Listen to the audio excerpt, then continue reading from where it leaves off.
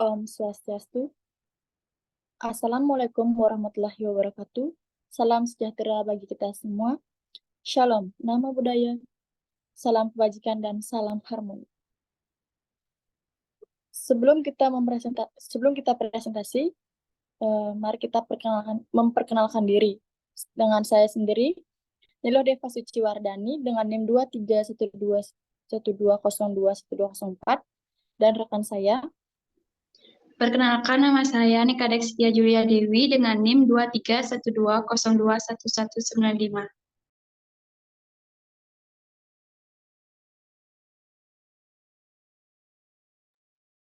Perkenalkan, nama saya Imade Pandiditya Tama dengan NIM 23120201.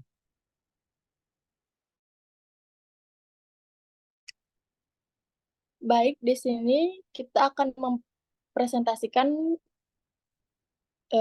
tentang perkembangan resiliensi peserta didik. Next. Yang pertama ada konsep resiliensi yang akan dijelaskan oleh rekan saya. Dipersilakan. Terima kasih atas waktunya. Saya akan membahas tentang konsep resiliensi.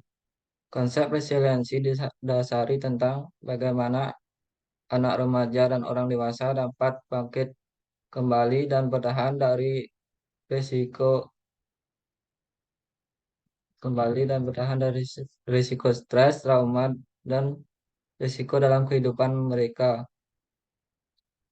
Resiliensi juga dianggap sebagai kekuatan dasar yang menjadi fondasi dari semua karakter positif dalam membangun kekuatan mental dan psikologis seseorang.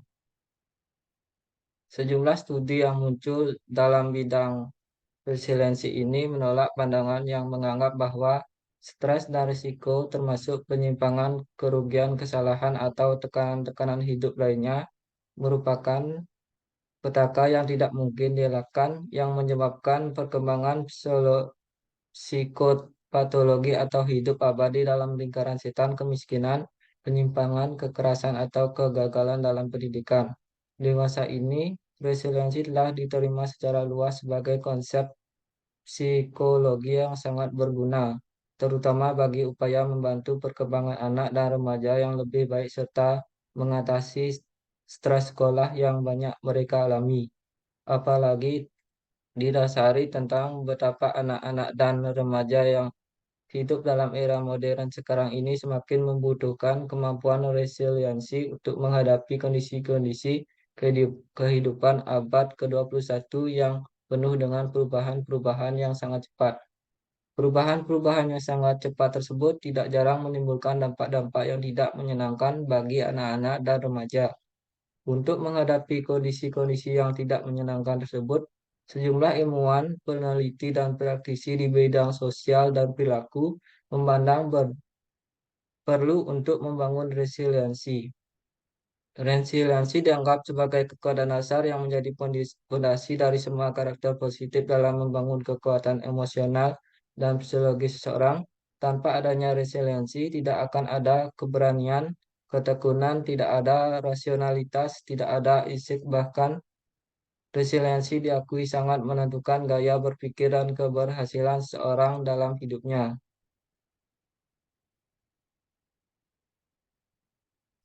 Baik, untuk materi selanjutnya adalah pengertian resiliensi. Pengertian resiliensi adalah kemampuan untuk bangkit dan pulih ketika segala sesuatunya tidak berjalan sesuai harapan. Apakah ketidakberhasilan tersebut disebabkan oleh perencanaan yang tidak efisien atau situasi di luar kendali kita? Akui kekuatan dan pencapaian Anda dan pandang kesulitan serta tantangan sebagai cara untuk berkembang lebih jauh. Ini akan membantu Anda membangun optimisme, satu hal yang untuk tidak membuang waktu dan energi untuk menyalahkan orang lain atas apa yang terjadi. Fokus apa yang dapat Anda kendalikan dan tetap optimis untuk bergerak maju. Melihat hal yang tidak terduga dengan perspektif sebagai kemunduran sementara dan bukan keadaan permanen. akan membuat Anda menjadi tangguh. Sangat penting untuk memiliki semangat dan berkomitmen dengan tujuan akhir Anda, karena hal ini akan membantu Anda melewati rintangan-rintangan di sepanjang jalan. Sekian materi yang saya bahas. Untuk selanjutnya, saya kembalikan ke moderator.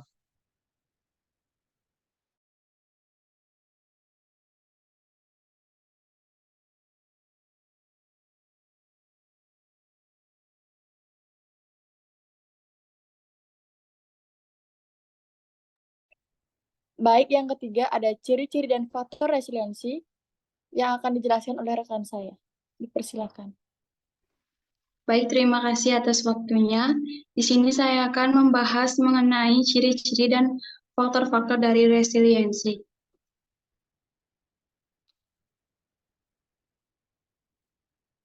Ciri-ciri resiliensi ada 4. Yang pertama yaitu social competence. Social competence yaitu kemampuan untuk memunculkan suatu respon yang positif dari orang lain dalam artian mengadakan hubungan-hubungan yang positif dengan orang dewasa dan teman sebaya. Yang kedua ada problem solving skill atau keterampilan pemecahan masalah. Ciri-ciri ini yaitu memiliki perencanaan yang memudahkan untuk mengendalikan diri sendiri dan memanfaatkan akal sehatnya untuk mencapai bantuan dari orang lain. Yang ketiga ada autonomi, yaitu suatu kesadaran tentang identitas diri sendiri dan kemampuan untuk bertindak secara independen. Serta yang keempat yaitu a sense of purpose and future, yaitu kesadaran akan tujuan dan masa depan. Yaitu peserta didik memiliki kesadaran akan tujuan-tujuan, aspirasi, pendidikan, ketekunan, penghargaan, dan kesadaran akan suatu masa depan yang cemerlang. Next slide. Ada faktor-faktor resiliensi. Yang pertama ada external support and resources, atau disebut juga IHAP. Merupakan karakteristik resiliensi yang bersumber dari pemaknaan siswa terhadap besarnya dukungan dan sumber daya yang diberikan oleh lingkungan sosial terhadap dirinya. Sumber IHAP ini memiliki beberapa kualitas yang memberikan sumbangan bagi pembentukan resiliensi, yaitu trusting relationship atau hubungan saling percaya, access to health, education, welfare, and security service, yaitu akses terhadap layanan kesehatan, pendidikan, kesejahteraan, dan keamanan. Yang terakhir ada emotional support and outside the family, yaitu dukungan emosional dari luar keluarga. Yang kedua ada internal personal strength atau bisa disebut juga IAM. Faktor ini merupakan karakteristik resiliensi yang bersumber dari kekuatan pribadi yang dimiliki oleh siswa. Sumber IAM ini memiliki beberapa kualitas yang memberikan sumbangan bagi pembentukan resiliensi seperti sense of being livable atau autonomi dan self-esteem. Yang ketiga ada social interpersonal skill atau disebut juga ICAN. Faktor ini memiliki karakteristik resiliensi yang bersumber dari apa saja yang dilakukan oleh siswa atau peserta didik sehubung dengan keterampilan-keterampilan sosial dan interpersonalnya. Keterampilan-keterampilan meliputi creativity, persistence, humor, communication, problem solving, relationship, social skill, dan intellectual skill. Slide selanjutnya.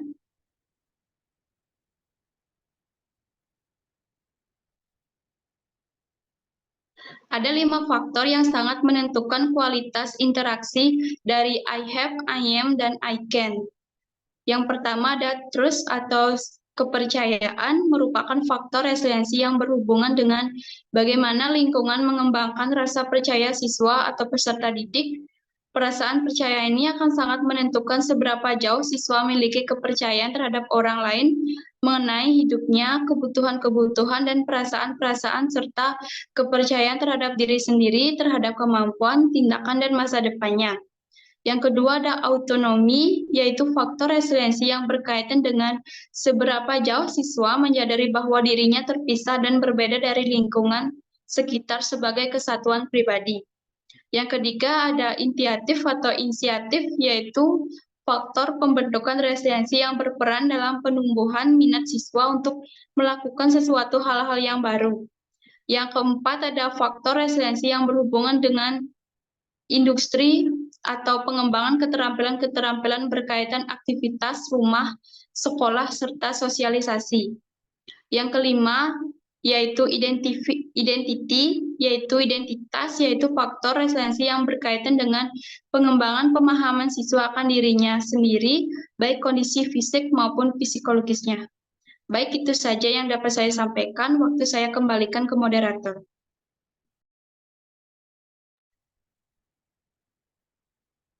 Baik, yang terakhir ada tahap-tahap upaya perkembangan resiliensi peserta didik yang akan dijelaskan oleh saya sendiri.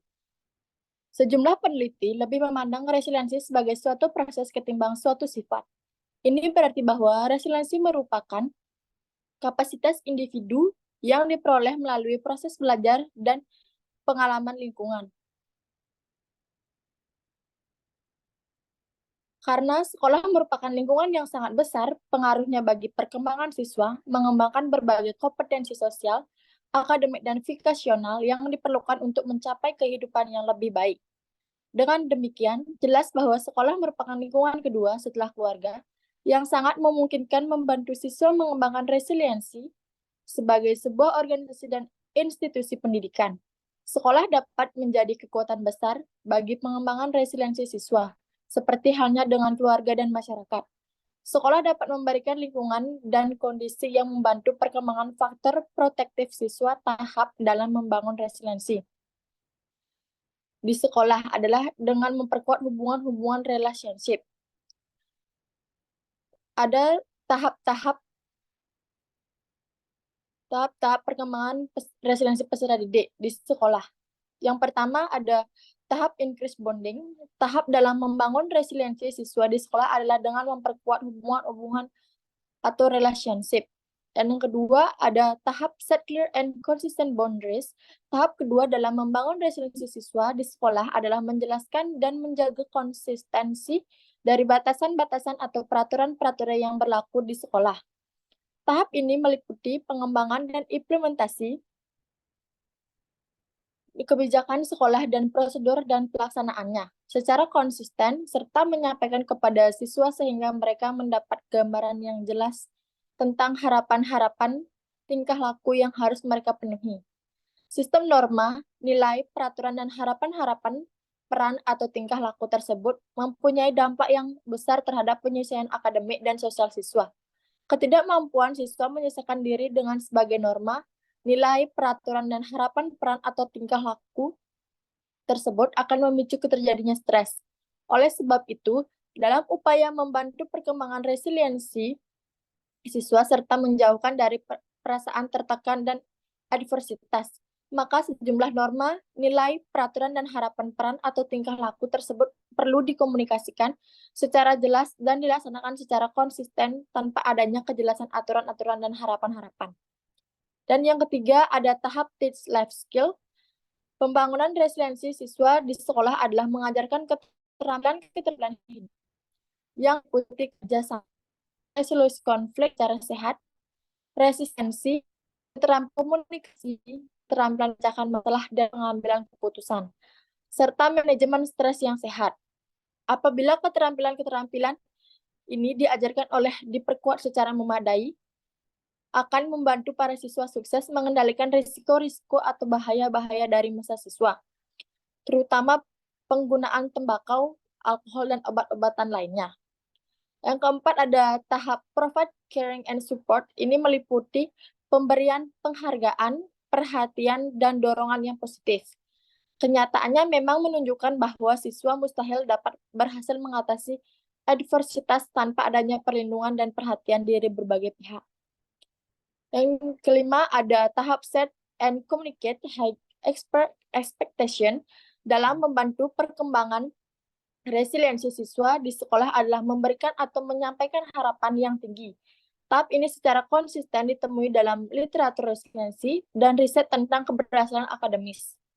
Hal ini adalah penting karena yang tinggi dan realistis merupakan motivator yang efektif bagi siswa.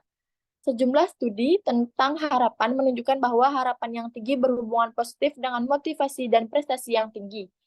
Siswa yang tidak memiliki harapan secara tipikal menunjukkan aspirasi yang rendah untuk melanjutkan ke perguruan tinggi atau terhadap kemungkinan karir. Dan yang terakhir ada tahap provide opportunities for meaningful participation.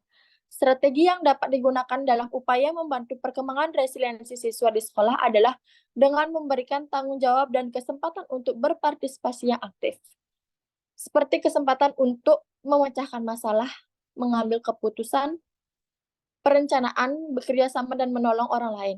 Siswa diperlukan sebagai individu yang bertanggung jawab, mengizinkan mereka untuk berpartisipasi dalam semua aspek fungsi sekolah. Baik, saya akan membacakan kesimpulannya. Kesimpulan dari presentasi kami adalah konsep resiliensi adalah sebuah konsep yang relatif baru dalam khasanah psikologi. Paradigma resiliensi didasari oleh pandangan kontemporer yang muncul dari lapangan psikiater, psikolog, dan sosiologi tentang bagaimana anak remaja dan orang dewasa dapat bangkit kembali dan bertahan di kondisi stres, trauma, dan risiko dalam hubungan. Resiliensi adalah kemampuan untuk bangkit dan pulih ketika segala sesuatunya tidak berjalan sesuai harapan. Resiliensi juga merupakan kemampuan menghadapi situasi sulit dan bertumbuh dari pengalaman yang kurang positif dan dapat membuat orang mencapai tujuan. Adapun ciri-ciri dan faktor resiliensi. Ciri-ciri resiliensi yang pertama ada social competence, dan yang kedua ada keterampilan pemecahan masalah, ketiga ada autonomi, keempat ada kesadaran akan tujuan dan masa depan. Dan faktor-faktor resiliensi yang pertama ada external support and resources, yang kedua ada internal personal strength, dan ketiga ada social entrepreneurial skill, dan yang terakhir ada tahap-tahap upaya perkembangan peserta didik. Yang pertama ada increased bonding, dan yang kedua ada clear and consistent, ketiga ada teach life skill, yang keempat ada provide caring and support, dan yang kelima ada set and communicate hate, dan keenam ada provide opportunities for meaningful. Baik, sekian dari presentasi kami. Saya ucapkan terima kasih dan Om Santi Santi Santi.